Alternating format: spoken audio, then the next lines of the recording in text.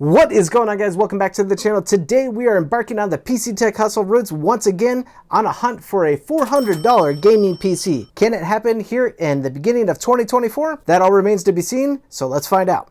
Let's go. All right, so we're gonna just jump right into it. I've already got PC Part Picker up on the screen. You guys know how this goes. This isn't your first rodeo. If you are a returning viewer, we're gonna hunt down the parts as best we possibly can for the best price to performance, using PC Part Picker more as just a collection tool for basically getting all of our parts in order. We are gonna have to play very strategically here. So one thing I wanna also make a call out on, I'm not gonna use a platform like AliExpress just because that is more niche.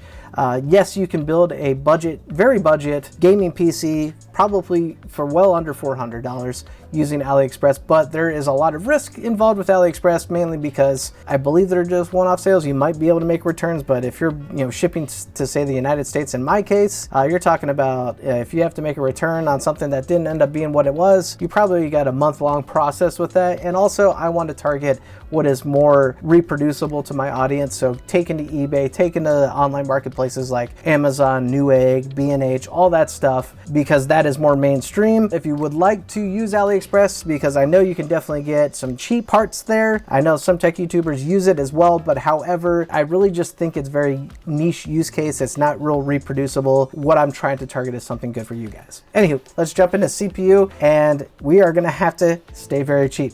So I'm thinking nothing more than like a Ryzen 5, probably a couple generations back, or like an Intel CPU that is also, again, a couple generations back. So let's just start from there. Let's type in Ryzen 5 and sort by lowest first. Next one up here is a Ryzen 5 4500. That is definitely not a mainstream CPU, at least it didn't used to be. I think this is where AMD is kind of getting rid of its extra silicone. I don't know the particular tech specs of the Ryzen 5 4500. It says right here it's a 6-core on PC Part Picker, 3.6 gigahertz, 4.1 boost. Looks like it's right in about near the 3600 in terms of performance. Yeah, so we are basically looking at getting a little more clock speed out of the Ryzen 5 3600 versus the Ryzen 5 4500. Actually, they're very similar. So this is nice in terms of price. I mean, a Ryzen 5 3600, I'm just kind of curious now. $30 more to gain a tiny bit more performance. I think it's pretty smart of us to stick with this 4500. So this will be a brand new thing for me if I stick with that. But what does the Intel side look like? Let's take a look here. So let's stick with the i3s for a moment and sorting by lowest price. And we're gonna have to basically start from like 10th generation on that are decent i3 performing gaming CPUs. Okay, so we have an i3 10100 here for $78. So basically a wash in terms of price, but the difference here with the Intel i3 is we are losing a couple cores. So we get a little bit more maximum boost clock. We go all the way up to 4.3 versus 4.1, but we are losing core count. So I think core count is a better win when it comes to this. Like, this is pretty much a wash in terms of CPU clock speed and price. However, I think we gain more value by going with a Ryzen just because we get an extra couple cores. Now, I am curious. I don't think we're going to find a i5, but let's just see what's out there. Yeah, 10400F is $112. That would be basically the next step up in the Intel department. Now, we would get 6 cores, 12 threads, but yeah, it's just way over. I mean, that's already basically 25% of our budget. We need to stay cheap, cheap, cheap. All right, so I think we pretty much settled on at least brand new for now what is the best CPU to go with. I don't know how long these will be available, but at the time of the recording of this video, it's a pretty good buy for $80. CPU and cooler, and 6 cores, 12 threads. All right, so moving on, we're basically locked into the B450 platform at this point. So let's just go to motherboard and type that in. The reason we're locked into the B450 platform is because we chose that older generation Ryzen CPU. All right, so let's sort by lowest price once again here. Now we've got our infamous B450 DS3H Wi-Fi for $85. I do love this board just because of it has a lot of offerings. It has a lot of value. It's got Wi-Fi, it's got 4 DIMM slots, it's got some VRM cooling. This is a really good bang for the buck buy, and they still are going cheap, $85. Now, I am a little worried though if we need to cut here. I'm gonna stick with it, but I think we might have to cut a little bit more in terms of being able to make a $400 gaming PC work in 2024. I really want to stick with it. I really want to pencil it in, but looking at our other options here, we have something like basically the most cheapest board here available for $68, which does save us a good $15 to $18 here, is this extremely basic ASRock board. It's extremely basic, 2 DIMM slots, no VRM cooling, only a 4-pin for CPU power, no Wi-Fi. Is it worth it to spend $15 to $18 more for all those other options? I think so. I'm going to pencil it in for now. If we have to return to this, which it's possible we may have to actually make a $400 budget work, then we'll basically have to scrape off from what we're investing into our motherboard. So as for now, because we don't know where we're going to land just yet, we're going to go with the Gigabyte DS3H Wi-Fi. All right, so we're already at basically $164. It is almost half of our budget, and we've only got 2 items so far. All right, so moving on to memory, we're going to have to stay cheap.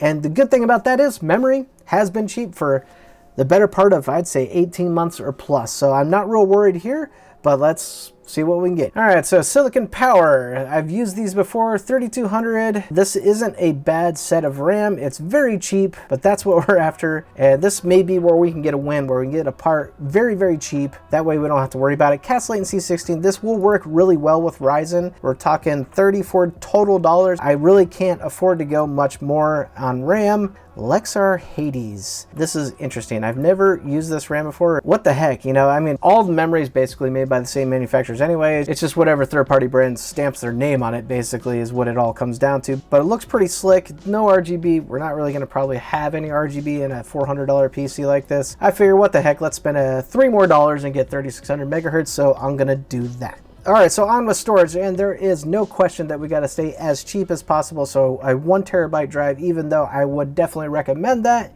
even if it requires only $15 to $20 more, when you're sticking to a $400 budget, you got to get every dollar you can. So I'm going to probably just say 512 gigs is our basic maximum that we got to look at and see what we can get in terms of price. Here is a Lexar, I guess. Should we stay on brand with Lexar RAM and Lexar NVMe? Maybe we should, because this is the cheapest one here. All right, 512 gigs. Lexar is a known brand in terms of storage, so I mean, I'm definitely not thinking this is a bad buy in any means. So I don't see any particular reason not to go with this Lexar drive. It basically fits our need. If we need a very cheap budget drive, we need 512 gigs, and we need it, like I said, as cheap as possible for $29. Let's grab it. Alrighty, so we are currently sitting at basically $31, and we've got to still get a GPU, case, and power supply.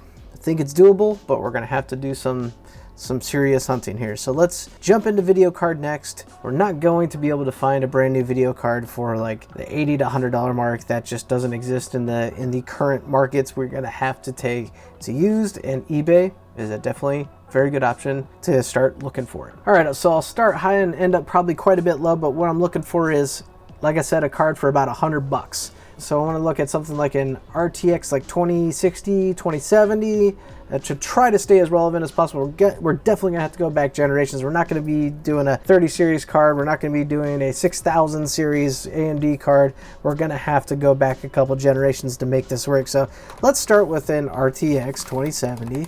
And we're gonna click buy it now and go to all of our conditions other than 4 parts only and see where we end up.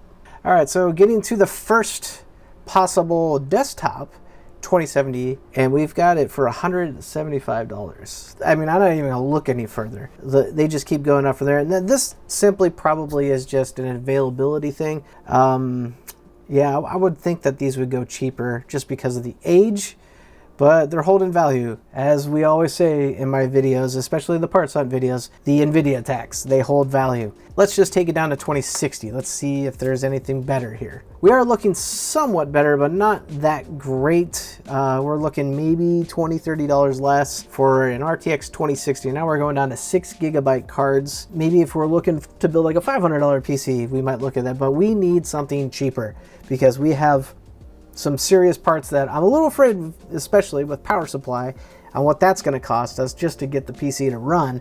So we may have to exclude NVIDIA from our search altogether. However, let's go one more generation back on NVIDIA. The only cards I would slightly entertain here are GTX 1070, 1080/1080 Ti. 1080 Ti is probably gonna be too expensive, and a GTX 1660 Super. So let's see what we got here. The thing I like about the 1070 is it's still got an 8 gig VRAM buffer, which, yeah, if you want to say in 2024 standards, if you're at the pinnacle of PC gaming, is starting to look like that might be the absolute bare minimum these days. I'd say it's still completely fine for 1080p gaming, Fortnite, those games, etc. But let's see what we got here. I like what I see right here. EVGA NVIDIA GTX 1070 8 gig. This is a pretty nice card actually for 90 bucks. What's the back look like? Has it been opened? Probably. It's got a little bit of ooze from the thermal pads being used over time. That's pretty typical to see on cards like this. I could even clean this up. What's the description say? Basic fill-in things that the seller would put in here, so there's not really anything that's just been used previously. This is probably one of my best options so far, so I can get this card for 90 bucks. This could be a good card, and the reason I'm targeting it again is it can still do 1080p pretty darn well, and it's got an 8 gig VRAM buffer. What other options do I have? Let's look at what maybe like a GTX 1660 Super goes for, because that's gonna be around the ballpark of a 1070. If I can get it cheaper, maybe like $80, then I might want to go for that.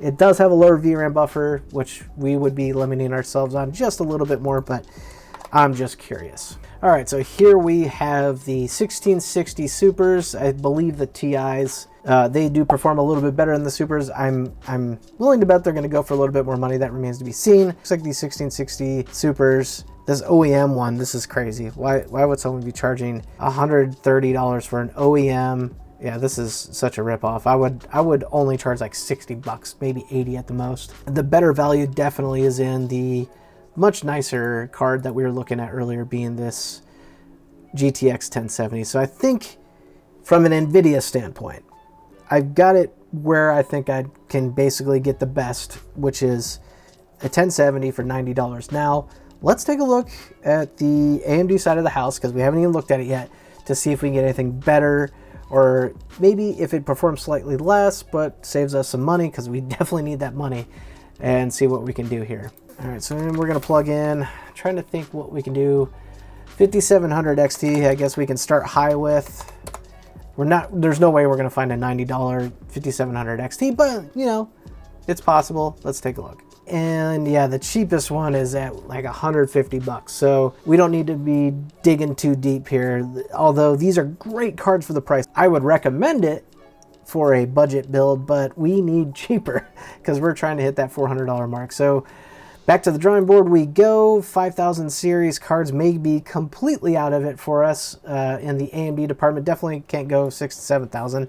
That's newer and more expensive. Let's tone it down to maybe say, let's just type in 5600 non-XT versions. Where does that land us? Definitely cheaper, quite a bit cheaper, but not the price that we need. The only reason I'm basically looking at AMD right now at this point is trying to find something as good as that 1070, which the 5600 XT arguably I think would be better, better performer, might have some better value in terms of buy, but the price is really what we need to target here. We need that price to be basically $90 and under. As much as I'd love to just spend another $25 on a 5700 XT, it's just too much for my budget. How much of a difference a 5600 XT is, I like to use this site called GPU User Benchmark. It's not, you know, 100%, but it gives you a good idea. I'd say it's a pretty trusted site. So let's look at, we already have a 1070 plugged in. I was looking at 1660s earlier, and let's put in the 5600 XT. Yeah, pretty close. I was actually pretty close to my assumptions there. The 5600 XT is pretty close to performance of a 1070. This site says it's anywhere between 5 to 10 to ish plus percentage better than a 1070. It is a lot newer card that, you know, makes sense, but it's still too expensive. So where do we go from here? There isn't a 4000 series AMD. Where we would go to is like an RX 580. I know we can get those really cheap, but a 1070 I think is going to way outperform that. So that's basically all we got left. I mean, we could go down to a 5500, right? An RX 5500 XT. Those are very kind of meh cards. So they have like niche markets. A lot of them is like what we saw with the 1660s. A lot of them, as we see here, just with this one right here, an HP card that would go into an OEM. It's a nice looking card, but it's extremely limited with, as we can see with IO. Does this one even require PCIe power, I wonder? Not looking like it. So these are very underpowered cards. They do, I think, make an 8 gig model, which is extremely niche, which is probably gonna be way too much money, but most of them are 4 gig models. This is just where, yeah, the 1070 obviously is going to blow it away in terms of performance. And the only thing that we're gaining here is maybe a little bit of price upgrade. And when I say upgrade, I mean less. So we're not really winning much here, and it's not worth it to go all the way down to 5500. That's why I thought maybe an RX like 580, 8 gig could actually be a better fit. So let's see where we land in terms of price. If we can get this dirt cheap, maybe that'd be an option. So let's see. What is this? It's a Sapphire Pulse card. Now Jamaica isn't that far away. Oh wait, this is just the shroud and he's asking $50? This guy's crazy. Okay, see, gotta watch out. Gotta do your due diligence when you're shopping on eBay.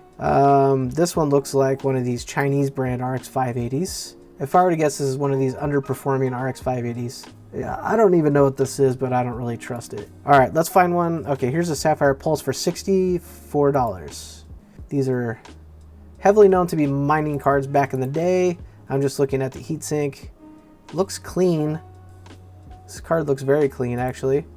All right, here we go. Take a look at the label. Sapphire Pulse 580 checks out as far as the label. What's the back of the card look like? Show me the back.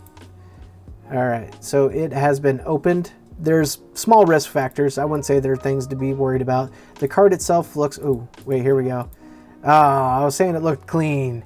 Man, yeah, this definitely was mined on. This is one takeaway for you guys. I want to help educate you guys on buying GPUs, especially this time of age where the crypto market is basically falling apart. This is a common thing that I see is corrosion on the bracket right here. So like where this would just be like exposed, like this is probably in someone's garage. Always look at the bracket, always look at the heat sinks, always look at the back to see if it's been opened and look for dust and things like that. But this card may just work fine. This is maybe just an aesthetic, flaw, but that makes me just want to look at the next listing, right? So, and I mean, if you guys are building a PC, probably the same for you too. All right, so what do we got next down the line? So we got an ASRock card for about the same amount, and we're saving ourselves $25 here. So that's big. That's big for our budget. Now that's a much better looking backplate, other than that looks like maybe that is just some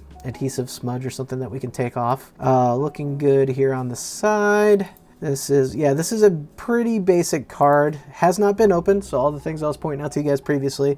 I would say this is probably a solid buy. Let's look at what the seller says here. Graphics card was taken from a working pre-built gaming computer. It is tested, works perfectly, never used for mining or overclocked. Funny, as I was just talking about mining. But I believe them when they say that, because the typical physical things that you see when it comes to mining doesn't seem to exist on this card like we saw with the other. Okay, so price-wise, condition-wise, this card looks perfect, right? But this is what I was afraid of, is going back too far in terms of, I guess, generation of GPU. So I guess you could say the same thing similar to NVIDIA, where we're on 4,000, we went back 3, can't do 2, now we're on 10. So that's what you're gonna run into when you're doing a $400 custom build that isn't just taking a pre-built machine and throwing a GPU into it like you've seen me do so many times before. But here's one thing I want to mention to you guys and show you, is this is why it's good to also compare stats on GPUs that you're buying as you track down the parts. Put in the RX 580 8 gig card, compare it to a 1070, and the 1070 just blows away the 580. This was a generation of where NVIDIA, if you guys have been in the market and business for a while, like I have, NVIDIA was blowing the socks off of AMD on GPUs at this kind of time frame. NVIDIA had its like top tier pinnacle GPUs like the 1080 Ti that AMD had zero answer for, and a lot of even the mid-grade GPUs like a 1060, 1070 were still blowing away the AMD GPUs. Now, Doesn't say that that's a bad buy. So if you want to really skimp on money, we are saving $25 off the price, which may come to haunt us here in a minute, but I want to try to get as much performance out of this PC as possible, and I think 1070 is a good card to settle on. And this is why it's always so very tough doing a parts hunt video. This is the hardest part, being the GPU. So that lands us at $320. That leaves us $321, so that leaves us $79 to find a case and a power supply. Gonna be tough. I'm thinking if we don't go back on GPU, where we know we can save money if we went with a 580, we might have to go a little bit back on probably that motherboard like I was talking about before. But let's see where we land. Let's see where we land. I think I want to get the power supply out of the way first, because that is where I would rather spend more money on to get a good, decent power supply. Again, remember, we're building a $400 build. You have to do some weighting of, am I going to put, you know, a very fancy power supply that is very well rated and gold's, you know, all that stuff? No, probably not. You're spending $400. You don't have a whole lot to lose. Although if you're spending $400, you probably don't have a whole lot to invest in. So I want to at least find something that's decent. One thing that's jumping out right at me right away is a power supply that I've used in the past for budget builds that I'd like to say don't use, although I personally have never had any problems with. They're not on the recommended lists, but when you're building a $400 build, what can you come to expect? What I'm getting at is this right here. Thermaltake Smart 580 plus certified power supply. 500 watts. It pretty much checks all the boxes of what we need. These can be found brand new for $40. So bear in mind, right, before you guys rip me in the comments about a power supply, that's not on the rated list, blah, blah, blah, blah, blah. Find me a power supply when you have $80 left in your budget to get one that's on the, you know, tier C and above, which is not going to happen. You know, you probably have to spend $80 just to find one like that. And secondly, also buy a case and put the PC together, right? So there is some things that we have to weigh. So at this point, I really can't spend more than $40 to $50 on a power supply, and there really isn't many options left to me. Not going to buy a power supply used. That's just not something I ever recommend. You don't know the history of that power supply. You don't know how the PC was used, all that stuff. But I'm going to take basically what I have here in front of me, the top list of power supplies that are going from, it looks like from $32 to like $55, just the first few dozen or whatever, and see if I can find one that's actually on the tier list, but I highly doubt it. I think we're pretty much stuck with what I was talking about before. We might have to just go with something we know to be somewhat reliable. So I'll circle back in 2 seconds. A few moments later. Okay, so that took not too long, but I wanted to make sure that if there was any option in about the 35, which wasn't going to be a thing, but around the $50 mark, that I could actually get a reputable, reliable, not blow up your PC power supply. Turns out you can. Power supplies, like I was mentioning, Thermaltake never had any problems with those Thermaltake smart white power supplies. They're on the E tier. I don't want to recommend that unless I absolutely have no other choice, and I do have a choice. So what we landed on here is a Apivia Prestige 600 watt, 80 plus gold power supply. Apivia, I know it has some cheaper type stuff, and I also know that they do make some other quality type stuff, and it seems like I've definitely landed on a quality item. Okay, so then obviously I wanted to make sure off camera that this was a power supply that you can rely on, and it looks like that be the case. The Apivia Prestige power supplies, although this is pretty generic, what it says on the Linus Tech Tips list is rating at a tier C power supply. So it's not gonna blow up the system, it's reliable, and the best part about it, it offers the power that we need, 600 watts, more than enough, but also reliable and hitting that price that we need it to be at, $52. I don't think there's any other thing out there that I could really say to go on in this price range. There is another good one here, the Asus Tough Gaming. Actually, this is more of a B tier power supply. This is a good power supply, however, it's only 450 watts. And the higher wattage one was much more expensive, and we'd really be cutting it close with this 1070 with a 450 watt power supply. Could it work? Possibly, but I was wanting to get a little more power, and that's why I think the Apivia one is going to be our go-to. So we're gonna add that to our list, and I'm a little cringed now to find out. Oh my gosh. So $372.96. Okay, so here's one thing that I think we can really save some money on as we go out, and look at, we're not going to find a case for $28. Just simply not going to. We need like $50 to $70 to find a decent case. I want to see, can I find a used CPU? Pull back $10 to $15, $20 there. And we might have to go with the lesser motherboard that I was reluctant to click on just for the price value, but that will save us another $10 to $20. Put those two together plus the $28 that we still have left in the budget, and we can make this work. So I'm gonna take back to eBay and see if I can find a really cheap CPU. Alright guys, actually ran into a bit of luck here. On a whim, before I took to eBay to see if I could find cheaper motherboards and CPUs of the same nature of what we found already, I just jumped into looking for cases and found ourselves a pretty decent one. Looks like cases have come down a little bit, and I was able to find this Phanteks Eclipse G300 case. I've actually built in this case, I believe, before. It looks very familiar. It is like a cheap down version one. Looks like it usually comes with included 3 or 4 fans. This one only has 1, which is not a big deal, and that's actually maybe something that after I do all the filming and the, whatever, maybe I'll add some fans in for some resale value or whatever. But coming in at $39.99, that is a fantastic price for this case, and it's a good quality case for a budget build of this budget realm. So where does that bring us?